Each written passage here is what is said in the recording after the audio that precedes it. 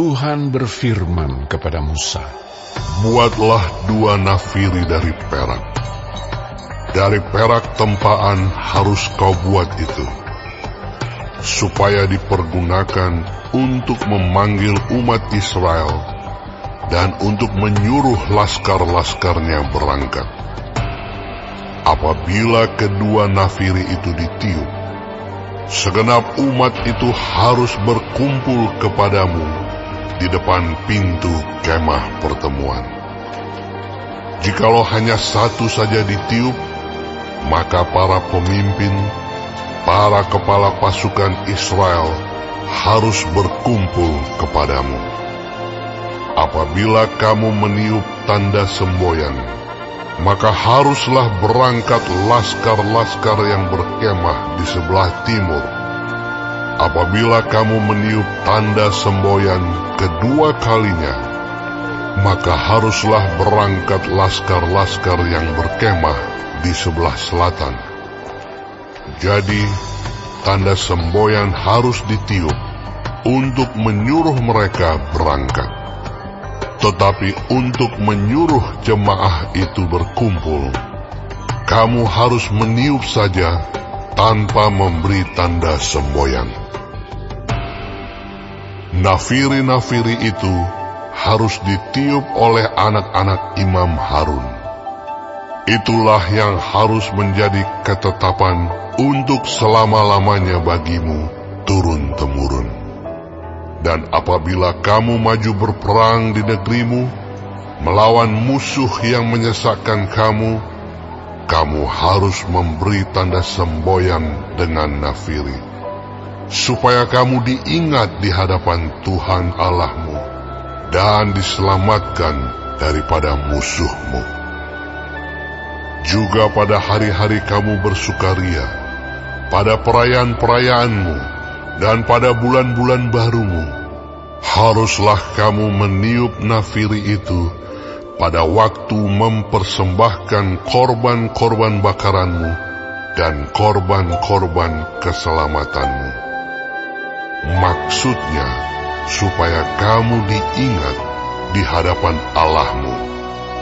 Akulah Tuhan Allahmu. pada tahun yang kedua, pada bulan yang kedua, pada tanggal 20 bulan itu, naiklah awan itu dari atas kemah suci tempat hukum Allah. Lalu berangkatlah orang Israel dari padang gurun Sinai menurut aturan keberangkatan mereka. Kemudian diamlah awan itu di padang gurun Paran.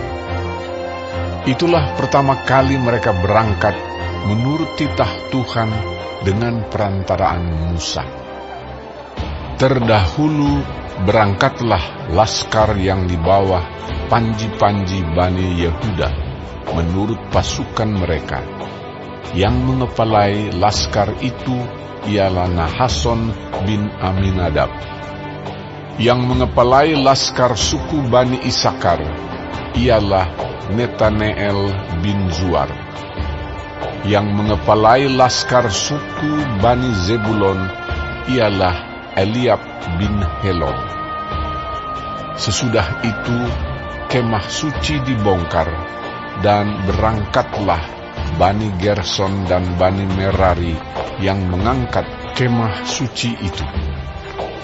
Kemudian berangkatlah laskar yang di bawah panji-panji Ruben menurut pasukan mereka. Yang mengepalai laskar itu ialah Elizur bin Jedeur. Yang mengepalai laskar suku Bani Simeon ialah Selumiel bin Zurisyadai. Yang mengepalai laskar suku Bani Gad ialah Eliasaf bin Rehuel.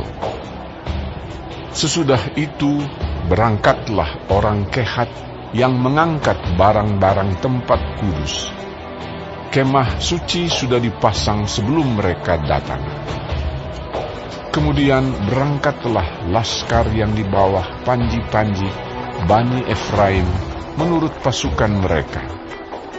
Yang mengepalai laskar itu ialah Elisama bin Amihud. Yang mengepalai laskar suku Bani Manasye ialah Gamaliel bin Pedazur. Yang mengepalai laskar suku Bani Benyamin ialah Abidan bin Gideoni. Sebagai barisan penutup semua laskar itu, berangkatlah laskar yang di bawah panji-panji Bani Dan menurut pasukan mereka. Yang mengepalai laskar itu ialah Ahiezer bin Amishadai. Yang mengepalai laskar suku Bani Asher ialah Pagiel bin Okran. Yang mengepalai laskar suku Bani Naftali ialah Ahira bin Enam.